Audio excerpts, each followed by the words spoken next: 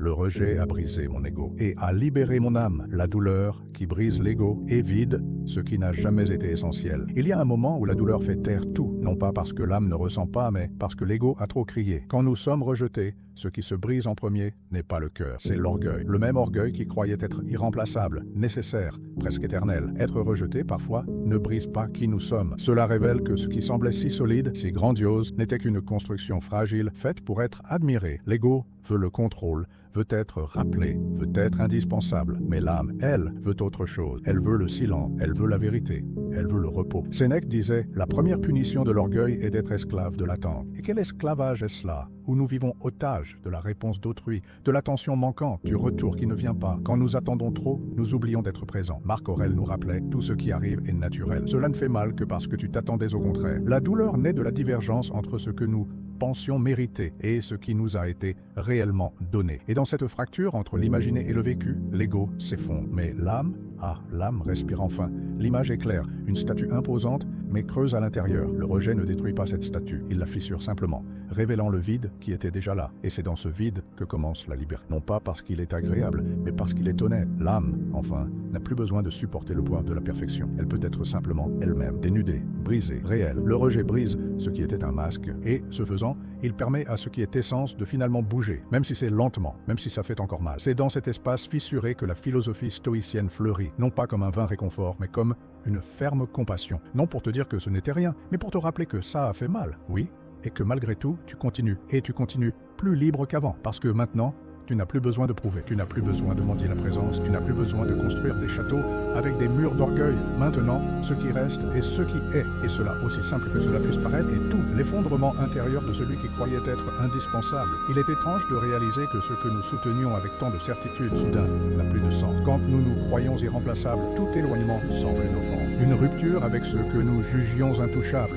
Mais ce qui fait mal, ce n'est pas toujours l'absence de l'autre. Parfois, ce qui blesse vraiment, c'est l'image que nous avions de nous-mêmes, cette image idéalisée, gonflée, nourrie par les regards et les validations. Quand cette image se défait, la chute n'est pas celle de la réalité, c'est celle de l'ego. Et il tombe de haut. En l'absence de celui qui est parti, il ne reste pas seulement le vide, il reste la frustration d'avoir compté sur une idée illusoire d'importance, d'avoir confondu présence et nécessité, d'avoir cru que sans vous, l'autre ne continuerait pas. Mais il a continué. Et vous êtes resté avec le bruit du silence. Et c'est là que commence l'effondrement interne. Non pas parce que la vérité a changé, mais parce qu'elle se présente maintenant sans fioriture, crue, inconfortable, libérale. La première fissure n'est pas visible. Elle n'apparaît pas dans les conversations ou les larmes. Elle se produit dans l'intimité. C'est le moment où nous réalisons que nous étions plus arrogants qu'amour, que nous portions une vanité déguisée en affection, que nous nous jugions indispensables alors que nous n'étions que compagnie et peut-être pas toujours désir. Et c'est dans cette fissure que l'âme respire pour la première fois sans le poids de la performance. Il ne s'agit pas d'humiliation,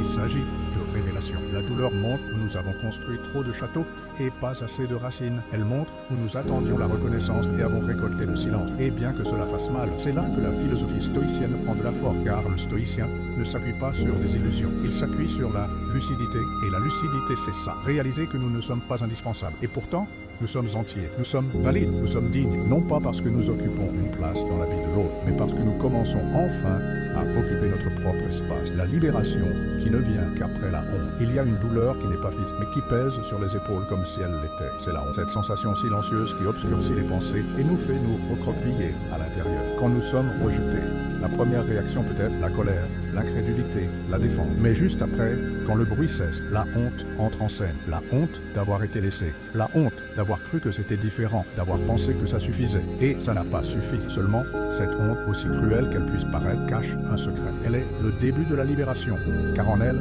tout ce qui était illusion commence à s'effondrer. Ce qui soutenait autrefois la façade, l'idée de force, l'apparence de contrôle, le sentiment de mérite se défait. Et quand tout cela s'écroule, il ne reste que ce qui est vrai. Le manque qui se cachait sous les sourires, la peur d'être oublié, la dépendance émotionnelle masquée en affection. Sénèque disait « L'âme ne se fortifie qu'après avoir été traversée par la douleur. » Et c'est justement dans la honte que cette traversée a lieu. Elle n'est pas une punition, elle est un miroir. Elle montre à quel point nous avions besoin de l'approbation d'autrui pour valider notre existence. Elle montre à quel point nous étions encore fragiles, non pas par amour, mais par dépendance. Et dans cette révélation, l'âme s'éveille, car tout ce qui tombe fait place à ce qui peut vraiment grandir. Quand l'orgueil se défait, quelque chose de nouveau peut naître, non plus basé sur le besoin d'être nécessaire à l'autre, mais sur le fait d'être entier avec soi-même. Et cette intégrité ne crie pas, elle n'exige pas, elle ne s'impose pas, elle demeure simplement ferme, silencieuse, sereinement présente. La honte qui blessait auparavant purifie maintenant. Ce qui semblait une humiliation se transforme en portail, un portail où l'ego sort blessé,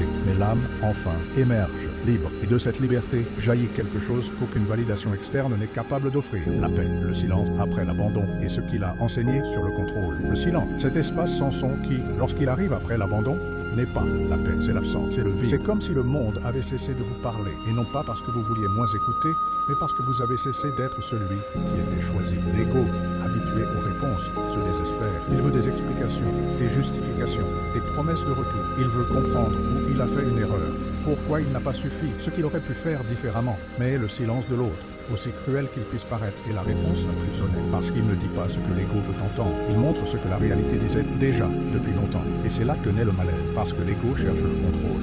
Et le silence révèle que nous n'en avons aucun. Marc Aurèle disait « Tu as du pouvoir sur ton esprit, c'est suffisant ». La phrase est simple, mais profonde. Elle nous invite à reculer de l'autre et à nous habiter avec plus de fermeté. Quand le bruit extérieur cesse, le bruit intérieur s'intensifie. L'esprit commence à crier tout ce qui a été évité si longtemps. Doute, critique, souvenir, mais peu à peu ce chaos s'apaise et ce qui était auparavant de la douleur se transforme en espace, un espace pour respirer, un espace pour écouter ce qui était caché sous les exigences et les masques. Le silence, auparavant oppressant, devient un sol fertile, un espace où la présence peut naître, non plus comme le reflet de l'autre, mais comme la racine de son propre être. C'est à ce moment que le contrôle change de forme. Il cesse d'être le désir de modeler le monde extérieur et devient la discipline de prendre soin de ce qui se passe à l'intérieur. Et dans ce soin, la liberté commence à apparaître, non plus comme l'absence de douleur, mais comme le choix de la présence. Le silence, alors, cesse d'être une punition. Il devient un portail, un chemin qui n'a pas besoin d'explication, juste du courage pour continuer, en silence, mais entier. La douleur comme chemin, et non comme sentence. La douleur du rejet semble, à première vue, une sentence, une fin décrétée, un verdict silencieux que nous n'avons pas été suffisants. Mais le stoïcisme, avec son calme perçant, nous rappelle que la douleur n'est pas une fin, c'est un début, c'est un polissage, c'est un passage. La douleur nous oblige à nous arrêter, à ressentir, à affronter sans anesthésie ce que, par vanité ou peur, nous avons toujours évité de voir. L'âme blessée commence à se révéler dans les décombres de l'orgueil. Et c'est là, sur le sol de l'humiliation émotionnelle, que naît la première graine de la reconstruction. Sénèque disait que la vertu ne devient ferme qu'après avoir traversé des épreuves, parce qu'il est facile de paraître fort quand tout est en notre faveur. Difficile est de maintenir la dignité quand on est nié, quand on n'est pas choisi, quand tout ce que vous avez offert a été refusé en silence. Le stoïcien ne nie pas la douleur, il l'observe, il l'intègre, car il comprend que la souffrance n'a pas besoin d'être une résistance. Elle peut être une révélation. La douleur n'a pas besoin d'être un châtiment. Elle peut être le reflet d'une âme qui laisse derrière elle ce qui ne lui appartient plus, qui apprend à exister sans dépendre de l'image que l'autre avait d'elle. Et dans cette traversée, quelque chose change. La douleur, qui auparavant semblait écrasante, commence à montrer des nuances. Un détail ici, un apprentissage là. Et puis, la reconnaissance surgit. Tout ce qui a fait mal n'a pas été une perte. Certaines douleurs ont été des libérations mal emballées. Et ce qui semblait une injustice n'était qu'un réalignement, une invitation silencieuse à revenir à soi. Au final, tout se résume à cela. L'ego souffre, l'âme apprend. Et quand l'ego se tait, l'âme respire, enfin. La douleur, à ce moment, cesse d'être une sentence. Et elle devient un chemin. Le chemin vers une vie plus légère, plus honnête, plus entière. La métaphore de la porte qui s'est fermée et de la fenêtre que vous avez vous-même ouverte. Il y a des douleurs qui frappent pour être comme des portes fermées, avec force, avec bruit, avec une solitude abrupte. Et quand elles se ferment, elles nous laissent devant un couloir sombre et silencieux, où tout ce que nous entendons est l'écho de l'orgueil blessé. Mais la sagesse stoïcienne nous murmure une autre vision. La porte a peut-être été fermée, mais ce n'était pas la seule issue. C'était peut-être juste celle que nous insistions à garder ouverte. C'est dans le silence de l'abandon que l'on perçoit la présence de l'âme. Quand toutes les voix extérieures cessent, une fenêtre commence à se former, petite, discrète, sans bruit. Et c'est par elle qu'entre, non pas l'autre,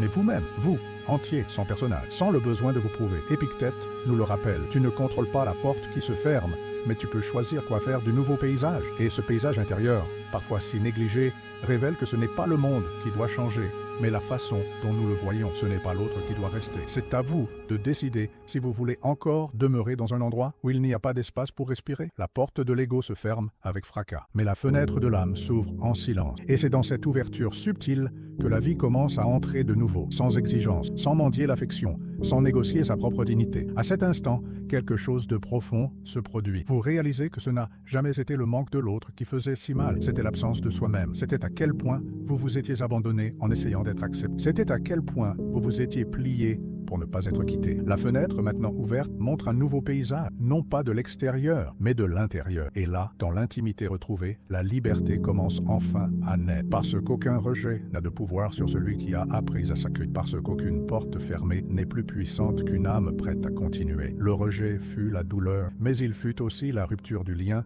avec ce qui ne convenait plus. Il y a des douleurs qui semblent être une fin, mais avec le temps, avec la bonne respiration, avec le silence écouté de l'intérieur, nous comprenons. C'était des débuts déguisés. Le rejet qui un jour a brisé l'ego a, en réalité, libéré l'âme. Et la libération, quand elle arrive, n'est jamais bruyante, c'est une rupture douce, comme celui qui lâche un poids qu'il a porté trop longtemps. Sénèque conclut avec une clarté déconcertante: toute perte n'est pas une absence. Parfois, c'est un soulagement. Et ce soulagement n'est possible que lorsque nous cessons de confondre présence et dépendance, acceptation et survie. L'ego crie pour le contrôle, l'âme murmure pour la vérité. L'ego veut être vu, l'âme veut être ressentie. Marc Aurèle complète: si quelque chose te brise, c'est parce que tu y étais attaché. Et quand nous nous détachons enfin, ce qui semblait une douleur irréparable se révèle n'être que la fin d'une illusion. Parce que ce qui est réel en nous ne se brise pas, ne s'humilie pas, ne se plie pas pour être aimé. Cela demeure simplement ferme, silencieux et vivant. Dans le silence du rejet, souvent, naît la plus grande rencontre, la retrouvaille avec soi-même. Et dans cette rencontre, le regard change,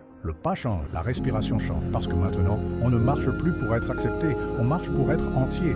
La dernière image n'est pas celle de la perte, c'est celle de l'abri. Un abri construit avec ce qui est resté de la chute, ferme, silencieux, vrai. Et à l'intérieur, un espace où l'ego n'a plus besoin de faire ses preuves, parce que l'âme, enfin, est en paix. La paix n'est pas venue parce que j'ai été accepté, mais parce que j'ai cessé de me rejeter. Il fut un temps où tout ce que vous vouliez, c'était être accepté, être vu, être aimé tel que vous étiez. Alors, vous avez cédé, vous êtes modelé, vous vous êtes plié pour vous adapter. Mais peu à peu, vous vous êtes éloigné de vous-même. Et plus vous étiez accepté par les autres, moins vous vous reconnaissiez dans le miroir. La paix semblait être là, dans ce sourire qui plaisait, dans cette réponse attendue, dans ce geste répété. Mais c'était une illusion, parce qu'au fond, vous saviez, la paix ajoutée avec la trahison de soi est toujours agitée, jusqu'à ce que quelque chose change. Non de l'extérieur vers l'intérieur, mais de l'intérieur vers l'extérieur. Une vieille fatigue, une douleur persistante, un soupir trop long, et puis le silence. Un silence qui vous a fait écouter. Écoutez tout ce que vous aviez ignoré, vos volontés, vos limites, votre dignité. C'est dans ce silence que vous vous êtes retrouvé. Et se retrouver, dans ce cas, c'est cesser de demander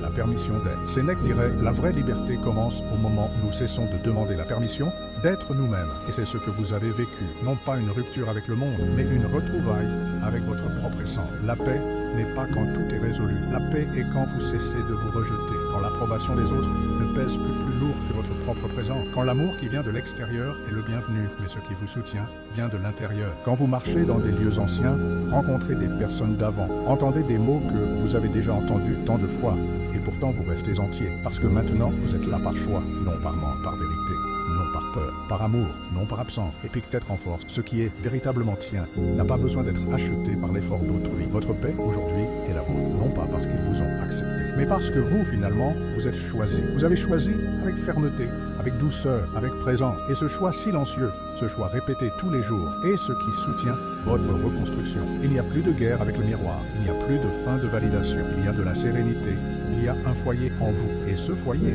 cette maison intérieure construite avec honnêteté et amour-propre, est l'endroit où votre âme peut maintenant se reposer, sans mal, sans performance, en paix